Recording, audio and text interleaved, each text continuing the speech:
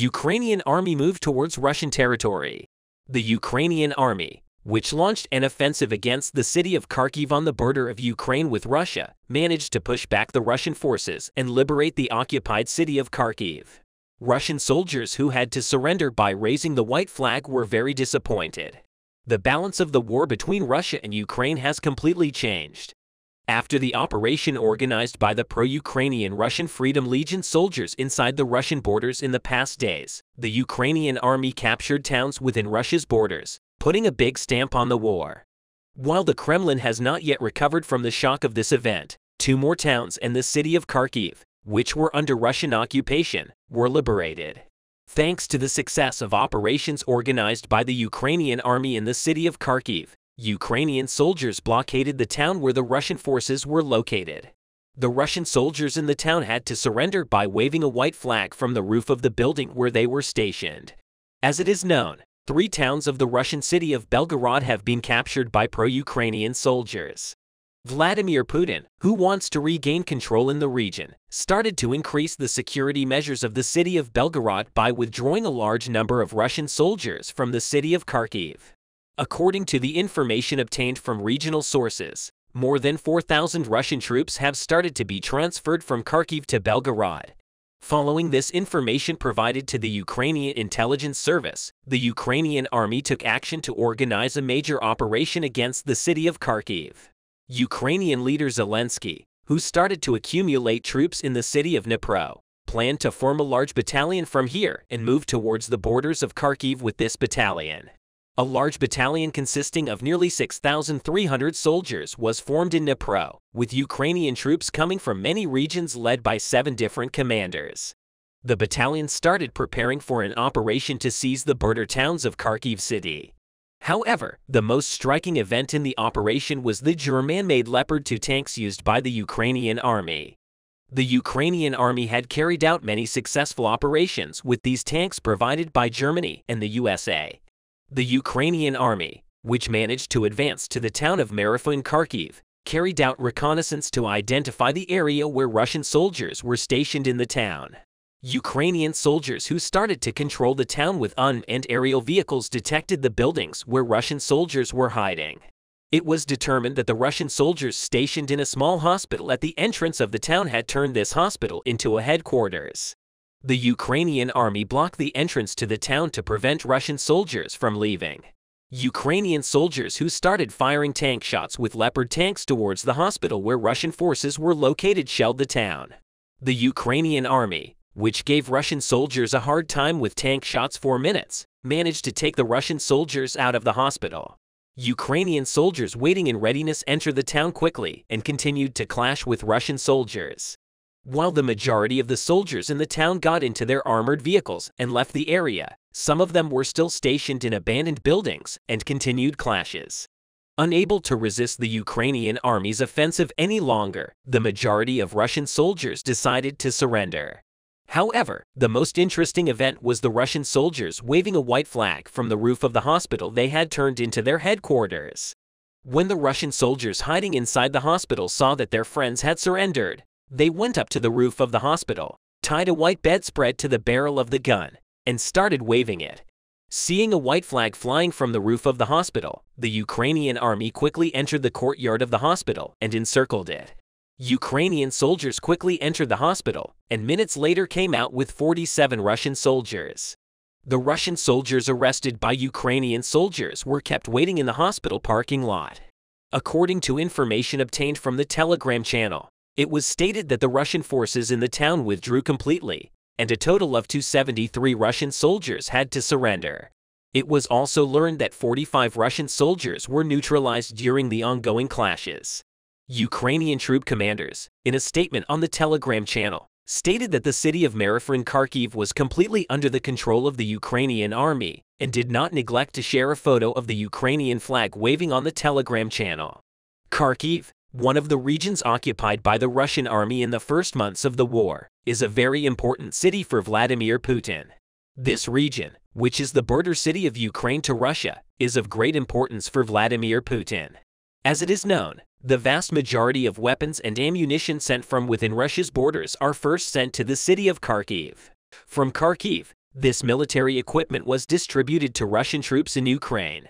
In short, Vladimir Putin was using this region as the coordination center of the Russian army. Vladimir Putin first lost 3 towns in the city of Belgorod, and now he has lost Marathon, one of the most important regions in the city of Kharkiv, which he held for months. Thanks to the successful operation of the Ukrainian army, a region in the city of Kharkiv, which had been under occupation for months, was liberated from Russian occupation for the first time. According to the information obtained from regional sources, Ukrainian citizens living in the surrounding towns of the liberated region have started to return to the town of Mariupol. Ukrainian leader Volodymyr Zelensky stated that they have started to deliver food and medicine to the people living in this region. The commanders of the Ukrainian troops organizing the operations stated on social media that they will continue to fight for the full independence and freedom of Ukraine until the end, and that the city of Kharkiv will soon be completely liberated from Russian occupation. One of Putin's biggest fears is that if Kharkiv is completely under the control of the Ukrainian army, Russia will cooperate with Ukrainian soldiers stationed in Belgorod. These 3 towns in Russia are still under the control of the Ukrainian army. And if the city of Kharkiv is fully captured, the Ukrainian army's border gates to Belgorod will be fully opened. Russian territory would then become a completely open target. Putin, who does not want this to happen, has already started working to increase security measures in Belgorod. Acting on Putin's orders, Russian Army General Valery Gerasimov has already sent 2 Pantsir defense systems to Belgorod. At the same time, Russian soldiers who were included in the army with the decision of partial mobilization started to be transferred to Belgorod. As it is known, some of the soldiers included in Putin's partial mobilization were still being kept in readiness. Putin was hesitant to send these soldiers to Ukraine because the Russian army suffered too many casualties in Ukraine, as the majority of the soldiers who lost their lives on Ukrainian soil were recruits sent with the mobilization decision. However, since the situation was so critical and Russia's borders were under threat, Putin had no choice but to send these soldiers. Nearly 10,000 Russian soldiers have started to be transferred to the Russian headquarters in Belgorod by Putin's order.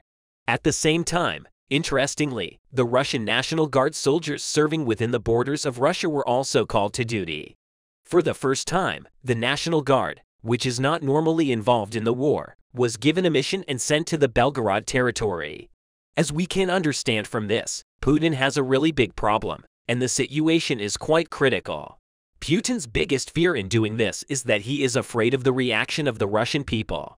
Since the beginning of the war, the number of Russian citizens who do not support the occupation in Ukraine has increased considerably. As a result of the airstrikes inside Russia's borders, people have started to think that Putin is unable to ensure Russia's security, and they are very angry with Putin. Now, the Ukrainian army's entry into Russia's borders by organizing a new operation would greatly shake Putin's authority. For this reason, Putin seems to be playing all the trump cards in his hands. The offensive operations of the Ukrainian army against Russian-occupied port cities and Russian military resources in the coastal areas continue at full speed after Berdyansk. The offensive directions of the Ukrainian forces began to intensify in the city of Melitopol. The aim of the Ukrainians in Melitopol was to destroy the Russian military bases and create a corridor of ground attack from the city to the Isthmus of Crimea. For this, the situation on the fronts forming the borderlines near Kherson and this region was also of serious importance. Therefore, the Ukrainians launched a successful chain of offensive operations in Melitopol. The primary target of the Ukrainian forces in this city was the industrial facility that the Russians turned into a military command center at the western exit of Melitopol via Avtokolyer Light Factory, which was captured by the Russians and turned into a military base, was heavily damaged by the successful HIMARS missile attacks of the Ukrainian forces. After these striking attacks, huge black smoke formed over the factory. Melitopol Mayor Ivan Fedorov stated that the factory has repeatedly experienced violent explosions and that this facility is used by the Russians as a command center. Mayor Fedorov also posted a few photos of this attack. It was claimed that many Russian soldiers were killed as a result of the attacks, but the main importance of the Ukrainian attacks on the factory was to break up the Russian command there and remove the obstacles to expanding the offensive axis and creating a land corridor. Should Ukraine recapture the city, it would effectively divide Russian territory, making supply much more difficult. On the other hand, the attacks of the Ukrainian forces on the facilities used by the Russians continued in Mariupol as well as in Melitopol. 2 explosions occurred in Mariupol, temporarily occupied by the Russian army in the area where the Azovstal steelworks is located. Petro Andriaschenko, advisor to the mayor of Mariupol, reported that the Ukrainians were trying to seize strategic control by hitting the Russian command centers in the cities of Melitopol and Mariupol. The facility in Mariupol has been empty for a long time and was the last center of resistance for Ukrainians in the city. After the remaining Ukrainian soldiers and civilians were evacuated, the Russians turned it into a command center. But the Ukrainians inflicted serious damage on the Azovstal steelworks, which the Russians turned into a command center with their latest attack on the city, because as a result of the attacks, dense columns of black smoke appeared around and above the facility. As the Russians seek to turn Mariupol and its surrounding villages into a military and logistics center for the Russian army, Ukrainian troops also continue offensive operations to thwart this aim. This Ukrainian attack in Mariupol has another significance after the Ukrainian forces made their presence felt in this city. The Russian ships had to leave the ports in this city. In other words, by targeting the Mariupol facility, the Ukrainians managed to get closer to the Crimean ground attack corridor. They actually wanted to reach for if the Ukrainian troops had failed in their attempts to attack port cities such as Melitopol and Mariupol. The Russians could have launched artillery and fierce naval attacks from the coastlines to support their troops on the ground. But for now, the Ukrainian armed forces is very close to establishing a connecting corridor, starting from Mariupol, including Berdyansk and Melitopol and Kherson as a home base. In other words, the Ukrainians are, after removing all obstacles to seize Crimea. In order for the Ukrainians to achieve this goal, they will need to use the strategic location in the Kherson Oblast effectively. So what's the latest situation in Kherson right now? The situation at a power plant located in this region severely worn out the frontline troops and residents. Russian and Ukrainian sources began reporting loud noises resembling violent explosions along the Dnipro River in the Novokakhovka region, about 55 kilometers northeast of Kherson City on 6th of June, between 2 a.m. and 2:30 a.m. local time. These explosions probably caused serious damage to the Kakhovka hydroelectric power plant. The damage to the Kakhovka hydroelectric power station dam caused massive flooding in the Dnipro River, Delta River wetlands, and coastal settlements in Kherson Oblast. Ukraine's Kherson Oblast administration announced that as of 7:30 a.m. local time on the day of the explosions, many districts in the western part of Kherson were evacuated. Residents were evacuated from settlements such as Tinka, Oldrado, Kamyanka, Borislav, Ivanivka, Mikulski, Tokarevka, Poniatovska, Bilozerka, and Ostriv. Because all of these areas we have mentioned were completely underwater. On the other hand, Russian Kherson Oblast occupation authorities announced that Novokakhovka, Kolopristan, and Alashkirins were evacuated. Ukrainian authorities noted that there are more than 80 settlements within the flood zone in Kherson Oblast. The danger that the water discharge rate from the dam could cause downstream flooding. As far as Kisamos, about 120 kilometers southwest of the Cape, still worries people here. A Russian meal blogger claimed that the water level in Novokakhovka, just adjacent to the HPP, has reached up to 11 meters. Various Russian sources also allegedly shared images on social media showing several eastern coastal settlements, including Alashki, Kazanka, and Nipony, completely or almost completely submerged. What will be the consequences for both sides of the war? The United Nations aid chief warned of grave and far-reaching consequences for people in southern Ukraine as both sides continue to blame each other. Satellite images reveal the extent of the flood before and after. In addition, satellite images show that approximately 42,000 people are at risk after the dam collapsed. United Nations aid chief Martin Griffiths told the Security Council that the destruction could cause people to lose their homes, food, clean water, and livelihoods. But the magnitude of the catastrophe here will only be fully understood in the coming days. No deaths were initially reported, but U.S. spokesman John Kirby claimed that the flood likely resulted in many deaths. Following this critical situation in Kherson in the city of Kherson, about 60 kilometers downstream from the dam, water levels rose 3.5 meters. US intelligence claimed that Russia was behind the explosion. Ukraine and Russia blame each other for the collapse of the massive dam in Kherson that sent floodwaters to part of the war zone and forced thousands to flee. Ukrainians are rapidly continuing their efforts to normalize the situation in the region.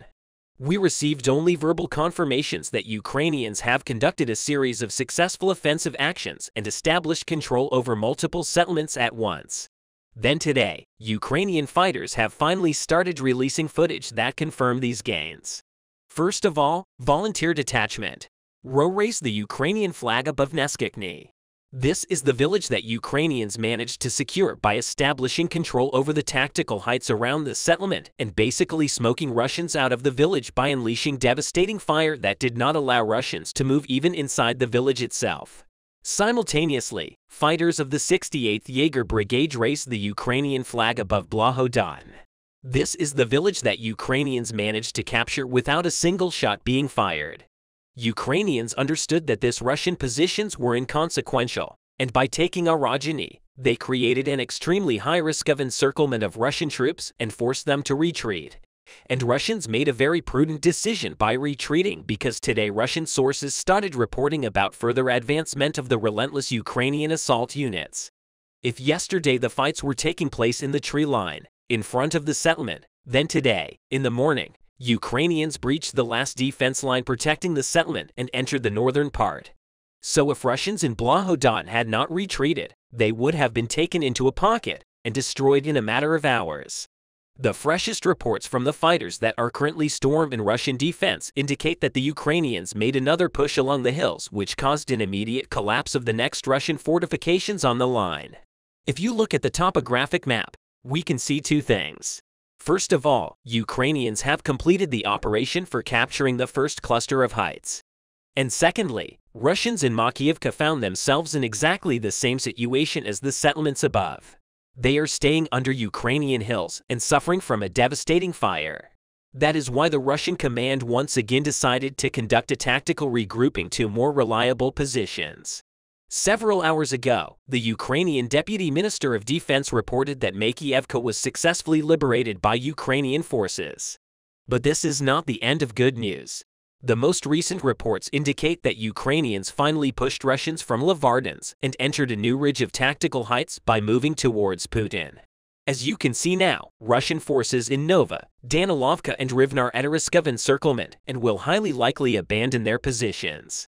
And this is a very painful blow to the Russian defense because, as you remember, Russians had the most powerful fortifications that Ukrainians failed to penetrate in the first series of attacks.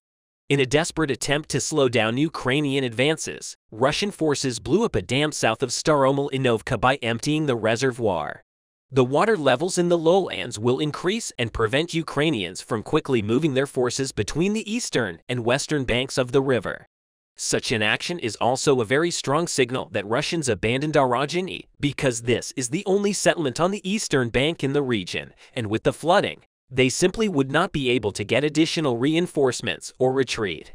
In the meantime, Ukrainians are already testing new lines of attack in order to widen their bridgehead further and significantly increase the scale of their operation. Today, Russian sources reported that Ukrainians conducted a series of reconnaissance and force operations near Nova, Donetsk and Novomayorsk.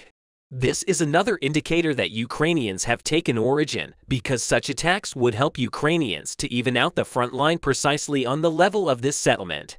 At the moment, the offensive actions continue, and if everything goes according to the plan, we can expect the collapse of the Russian Avdiivka-Divinopolis-Kramatorsk tactical group.